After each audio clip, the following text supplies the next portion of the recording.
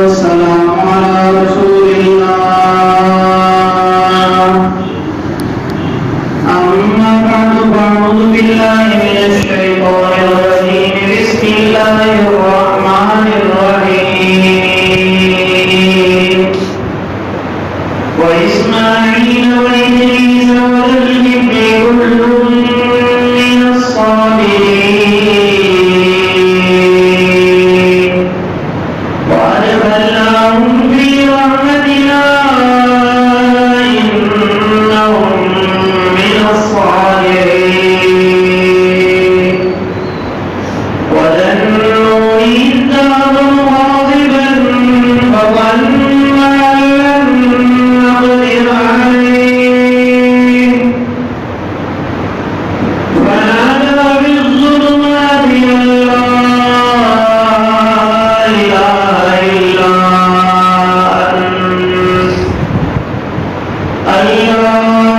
إله إلا أنت سبحانك إني كنت من الظالمين فاستجبنا له ونجيناه من الغم وكذلك ننجي المؤمنين صدق الله العلي العظيم وصدق رسوله النبي الكريم ونحن على ذلك لمن الشاهدين والشاكرين والحمد لله رب العالمين.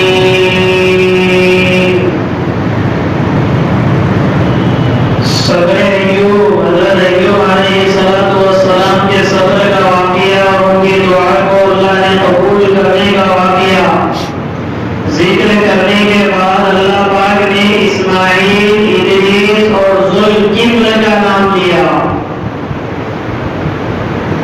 اسماعیل علیہ السلام کا صبر کیا تھا کہ وہ اللہ کے حکم سے چھری کے نیچے آ گئے. خواب کی عموماً لوگ حقیقت نہیں سمجھتے، لیکن اسماعیل نے اپنے ابا ابراہیم سے کہا تھا فَافْعَلْ مَا تُؤْمَرُ سَتَجِدُنِي إِنْ شَاءَ اللَّهُ مِنَ الصَّابِرِينَ. ابا جان، آپ کا خواب کوئی دوسروں کا خواب نہیں ہے، یہ اللہ کی وحی ہے، اس لیے آپ مجھے صبر کر دیجیے، میں انشاءاللہ صبر کرنے والوں میں تم مجھے پاؤ گے. اس لیے فرمایا یہ بھی صبر کرنے والا ہے. اسی طریقے سے ادریس علیہ السلام کو بعض روایتوں میں آسمان پر اٹھانا اتارنا ہے، اور پھر اس کے بعد ذوالکفل.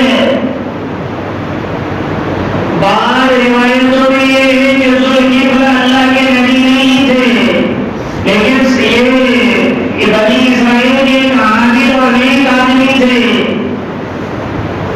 جس کے بارے میں جناب محمد رسول اللہ صلی اللہ علیہ وسلم نے جن کا واقعہ اپنی مجلس میں 25 مرتبہ صحابوں کو سنایا.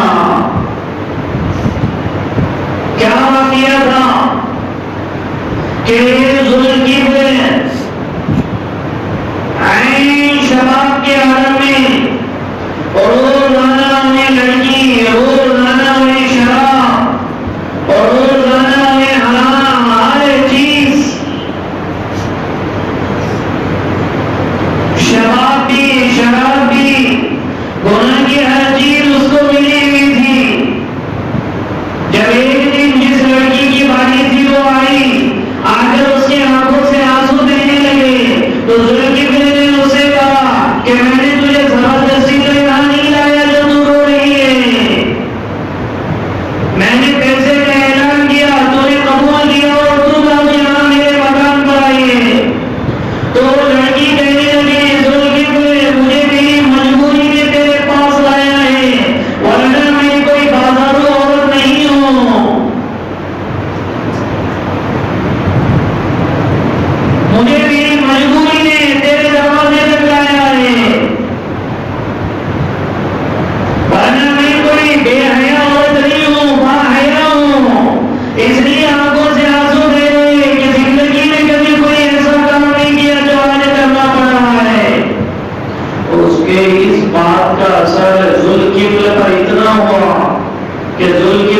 اس کو اسی وقت کہہ دیا کہ جتنے دینار تجھے دیے ہیں وہ بھی لے کر چلا جا. اور وہ کہنے لگے اس لڑکی سے تجھے نہیں پتا ذوالکفل ایک کمینہ آدمی ہے. روایتوں میں وہ کہنے لگا ذوالکفل ایک کتا آدمی ہے، بلکہ ذوالکفل سے اچھا تو کتا ہے جو اللہ کی فرمان برداری کرتا. اپنے آپ کو بار بار کوسنے لگا، پھر آنکھوں سے آنسو بہنے لگے، اللہ مجھے معاف کر دے. اس نے جیسی توبہ کی 2 منٹ کے بعد اس کا انتقال ہو گیا. بنی اسرائیل میں سب سے زیادہ کمینہ، بنی اسرائیل میں سب سے زیادہ بھیانک اگر کوئی آدمی تھا تو ذوالکفل تھا.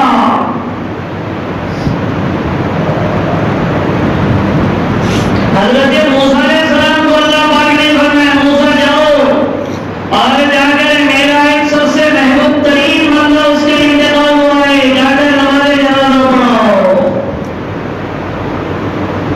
جب موسیٰ علیہ السلام آئے، سب بنی اسرائیل ہے، سب آئے تو اس کے گیٹ، بڑا گیٹ تھا جو کہ مالکہ رکھنے والا تھا، بہت بڑا گیٹ تھا اس کا، پورے گیٹ پر اللہ پاک نے لکھوا دیا قد غفر اللہ ذوالکفل، اللہ نے ذوالکفل کی مغفرت کر دی. اس لیے گناہ کے اعتبار سے کوئی کسی کو حقیر نہ سمجھنا چاہیے. پتہ نہیں موت کے وقت اللہ اس کو کیا دے دے اور موت کے وقت ہمیں کیا دے دے. ابھی 5 منٹ پہلے اگر وہ مرتا تو بغیر توبہ کے جاتا تو نبی بھی اس کا نماز جنازہ نہیں پڑھتے. نبی نے غسل کیا اور جب نماز کے لیے پورے بنی اسرائیل امٹ کر آئے کہ اللہ نے حکم دیا ہے میرے پیارے بندے کی نماز جنازہ پڑھو. 2 منٹ پہلے صرف آنکھوں سے آنسو رہے، اللہ نے معاف کر دیا.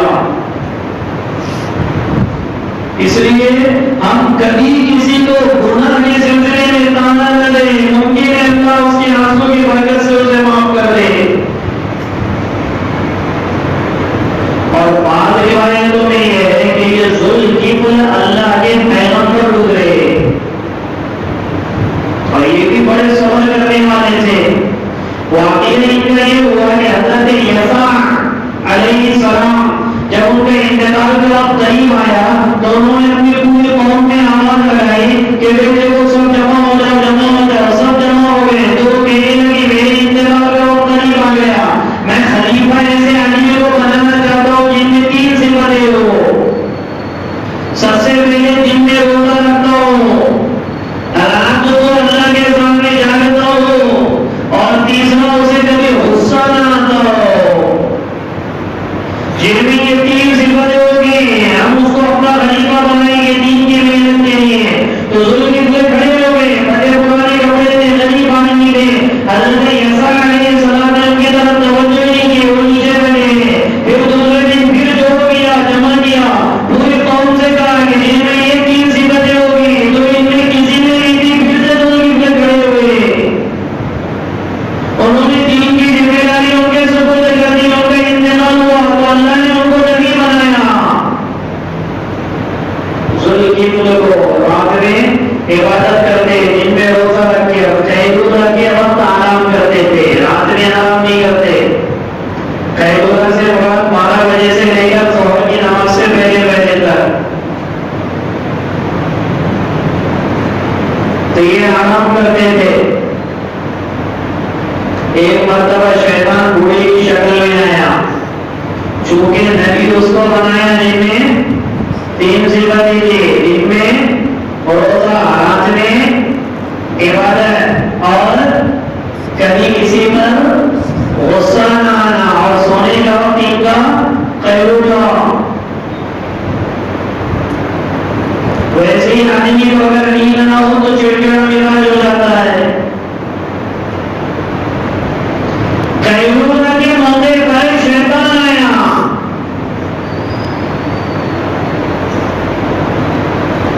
دروازے کو دستک دی، انہوں نے دروازہ کھولا، کون ہے؟ ابھی تو اونگیں ہی لگ رہی تھی تو بوڑھے کی شکل میں آیا تھا ابلیس. کہنے لگے دیکھو قوم میں میرا بلا معاملہ ہو گیا ہے،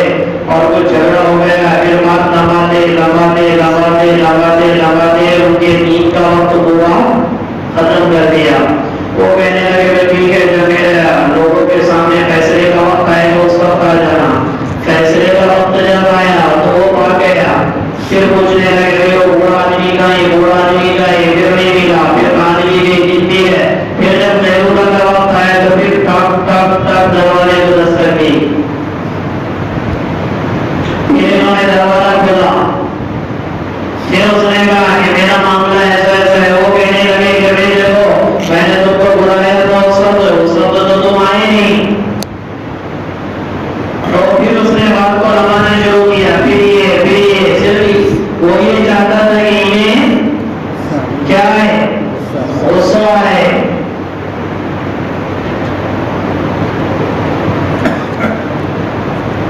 پھر لماتے گئے بات کرتے گئی، پھر اس کے بعد تیمورہ کا وقت وہ بھی ختم ہوا، پھر انہوں نے دوسرے دن جب وہ بلایا کہ وہ فیصلے کی گھڑی کے ٹائم میں آ جانا، پھر وہ پوچھنے لگے وہ بوڑھا آدمی کا ہے بوڑھا آدمی کا ہے، وہ پھر اس وقت بھی نہیں آیا، پھر جب تیسرا دن آیا تو تیسرے دن حضرت ذوالکفل نے اپنے عالم سے یہ کہا کہ دروازہ پیک کر دینا اور کسی کو اندر مت آنے دینا۔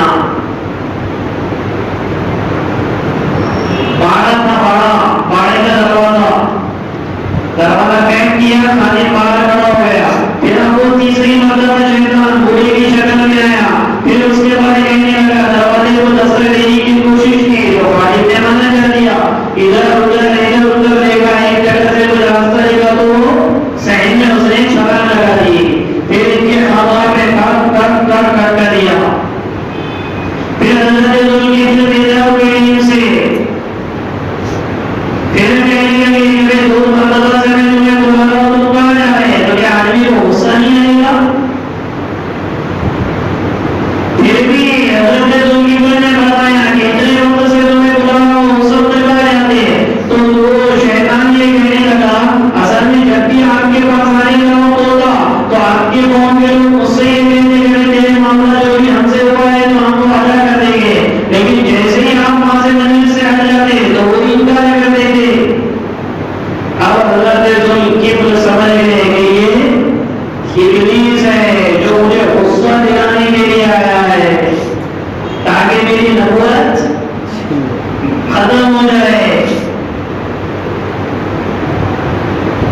پھر انہوں نے اللہ سے استغفار کیا، شیطان کی پناہ چاہیے، وہ شیطان بھاگ گیا، اس لیے قرآن میں ان کا بھی ذکر کیا کنتم من الصابرین، یہ بھی صبر کرنے والوں میں سے تھے، اور یہ معمولی نہیں ہے، نیند کے وقت آدمی کو کسی طریق میں کوئی طریقے بھی آ جائے تو کیا کہتے ہیں لوگ پہننے دو ان کو، یہ فطرت ہے آدمی، میں لوگوں یا آپ لوگ، نیند کا وقت ہے ہم موبائل بند کر دیں گے، نیند کا وقت ہے ہم ہر طرح سے فری ہو جائیں گے، حالانکہ رات میں بھی سوتے دن میں بھی سوتے ہیں، ہم ایسا نہیں کہ پوری رات جاگتے، وہ پوری رات جاگنے کے بعد قیلولہ کرتے تھے، اس میں آ کر ستانا یہ کوئی معمولی چیز ہے، اس لیے اللہ نے حضرت ذوالکفل کی بھی تعریف کی کہ یہ ایسے صبر جیسے ایوب نے اپنے لائن کا صبر کیا، ذوالکفل نے اپنے لائن کا صبر کیا، اور پھر ان سب کے بارے میں اللہ نے فرمایا وَأَدْخِلْنَاهُمْ فِي رَحْمَتِنَا، اور ہم نے ان سب کو اپنی رحمت میں داخل کیا، إِنَّهُمْ مِنَ الصَّالِحِينَ،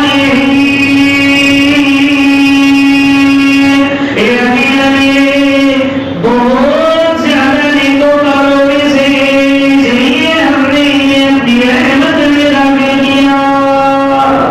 اسی سے جناب محمد رسول اللہ صلی اللہ علیہ وسلم نے فرمایا کہ جو آدمی کو غصہ ہے اور اس غصے کو وہ لاگو کر سکتا ہے، پھر بھی اس غصے میں وہ کنٹرول کر دے، اللہ اس کو میدان قیامت میں یہ کہے گا کہ وہ جس حور سے چاہے اس حور کو تو لے کر چلا جا۔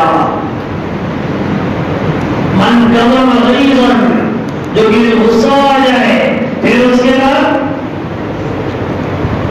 اس کو نگل لے، وہ غصہ نہیں کہ جس میں ہم مانگو، جیسے مثال کے طور پہ اللہ نے کہے مجھے میرے بڑوں پہ غصہ ہے تو میں تو غصہ نہیں اتار سکتا، اب میں خوش ہو رہا ہے میرے کو میں نے غصہ کیا کر کے، یہ غصے کے بھائی وہ تو پینے ہی پینا ہے،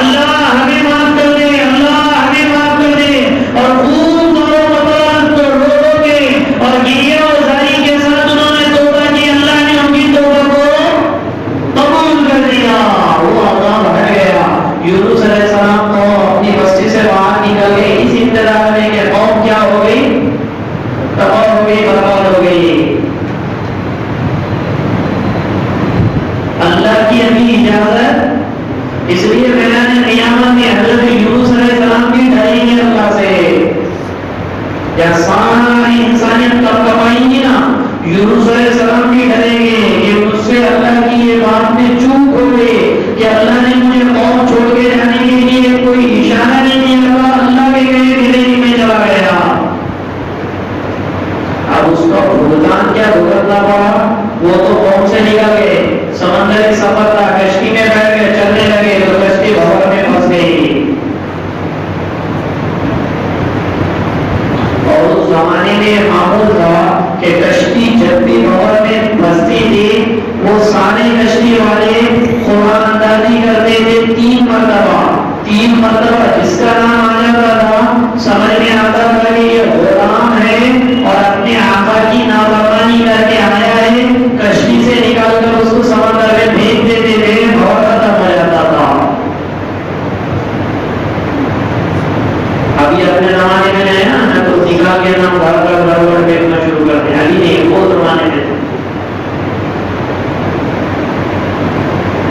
یونس علیہ السلام کشتی میں سوار ہوئے، سب کو معلوم ہے اللہ کے نیک بندے، اب کشتی بہور میں پھنس گئی تو انہوں نے قرآن ڈالنا شروع کیا، تو جیسے قرآن ڈالا نام کی چٹھی اٹھی تو پہلا نام یونس، یہ لوگ گھبرا گئے، ارے یہ تو اللہ کا نیک بندہ ہے، چلو دوسرا، پھر دوسری مرتبہ قرآن ڈالا، پھر چٹھی اٹھائی تو یونس،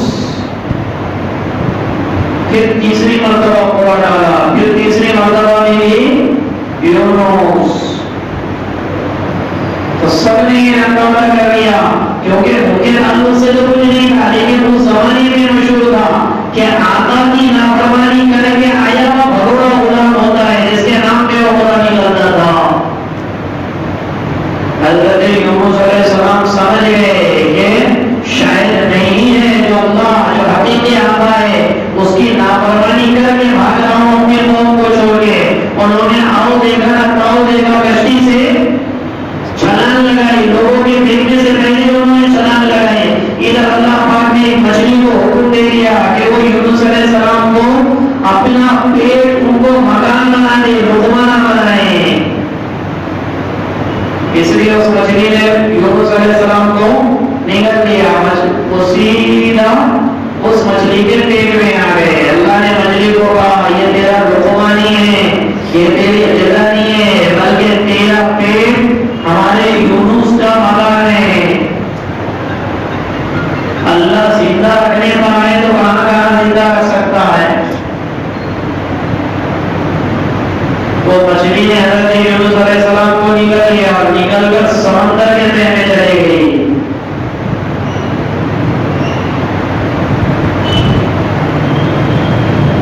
بالکل سمندر کے تہہ، بالکل اندھیرا۔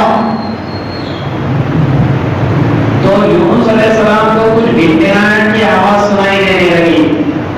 یونس علیہ السلام نے مچھلی کے پیٹ میں ہی اللہ سے کہا، جو کہ مچھلی کے پیٹ میں آئے تو سوائے اللہ کے کوئی چیز ذکر نہیں کرتے، اللہ ہی کرتے تھے۔ اللہ پاک سے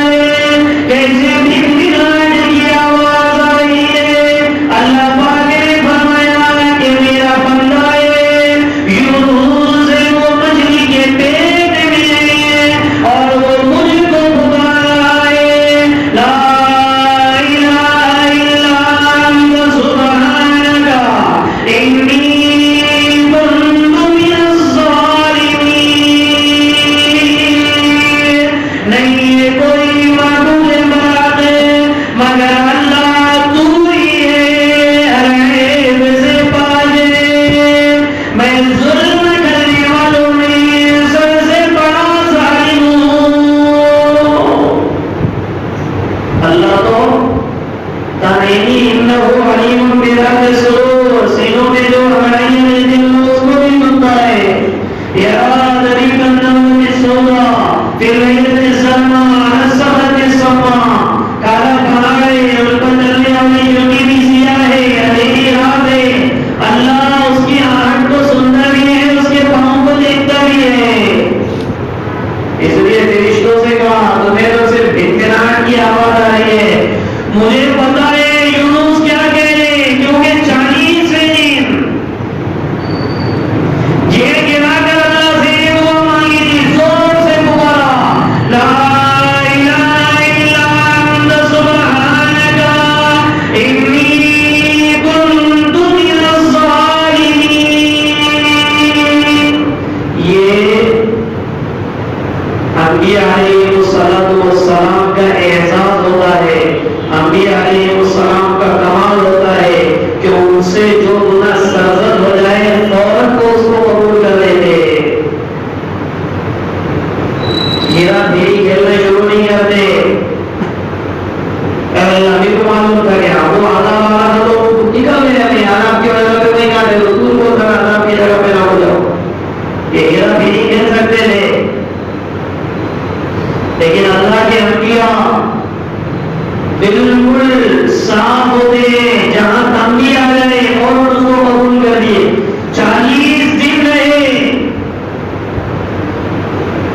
مچھلی کے پیٹ میں اور پھر بار بار اسی لیے یہ جو دعا ہے نا جو مچھلی کے پیٹ میں حضرت یونس نے مانگی اللہ کے نبی نے فرمایا جو یہ دعا کثرت سے کرے گا اللہ اس کی بھی مصیبتوں کا حل نکالے گا. لا الہ الا انت سبحانک انی کنت من الظالمین. اور بڑے بڑے صحابہ نے عمل کیا اللہ ان کو مصیبتوں سے اللہ نے نکالا کیونکہ یہ نبی کی دعا ہے. قرآن میں اللہ نے ذکر کیا اور اس پر مہر لگا اللہ کے نبی کی حدیث سے.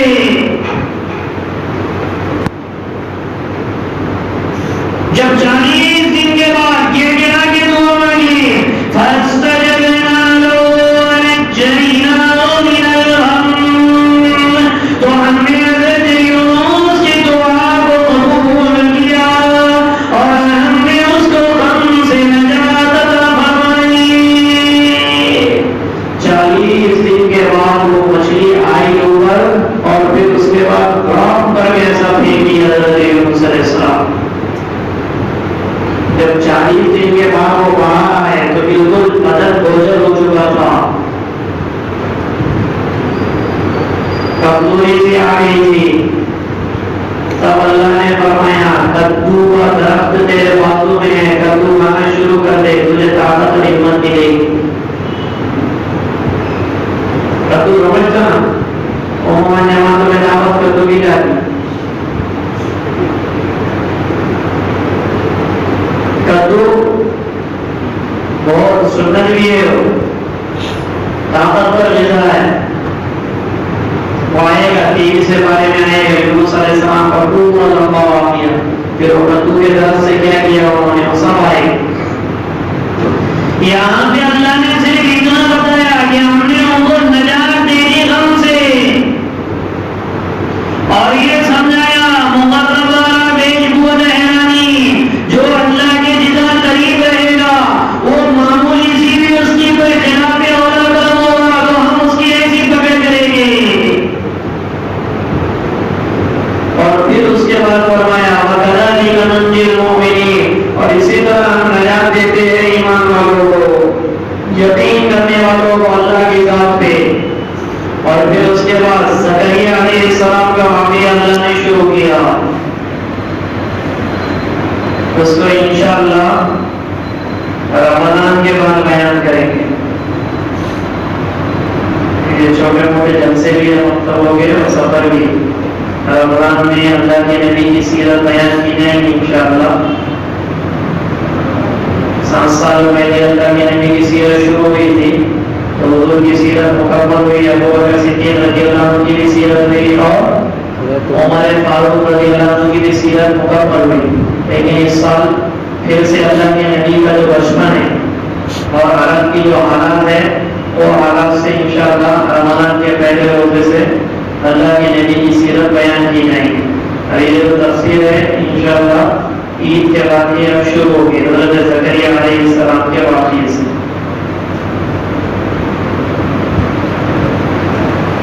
بسم اللہ الرحمن الرحیم. اللهم لك الحمد كله ولك الشكر كله ولك الثناء كله ولك الملك كله ولك الخلق كله وإليك يرجع الأمر كله بيدك الخير كله إنك على كل شيء قدير. اللهم صل على روح سيدنا محمد صلى الله عليه وسلم بالأوان وصل على جسد سيدنا محمد صلى الله عليه وسلم بالإحسان وصل على قبر سيدنا محمد صلى الله عليه وسلم بالقبور. اللهم اهدنا واهدنا واهدنا جميعا. اللهم اكفنا بحلالك عن حرامك واغننا بفضلك عمن سواك. اللهم إنا راشد أمورنا وأعنا من شرور نفوسنا ومن سيئات أعمالنا. اللهم إنا نعوذ بك من الفتن ما ظهر منها وما بطن. اے اللہ رحم کا کرم کا عافیت کا آسانی کا معاملہ فرما. اللہ یہ سال میں جتنی تفسیر قرآن آپ نے اپنے فضل سے کرائی سنائی لوگوں نے سنا ان سب پر ایک ایک بات پر ہم سب کو عمل کرتے رہنے کی توفیق رحمت فرما. اللہ جتنا پڑھا گیا سنا گیا ان سب پر خصوصاً ہم کو اور عموماً پورے عالم اسلام میں بسنے والے انسانوں کو اللہ سب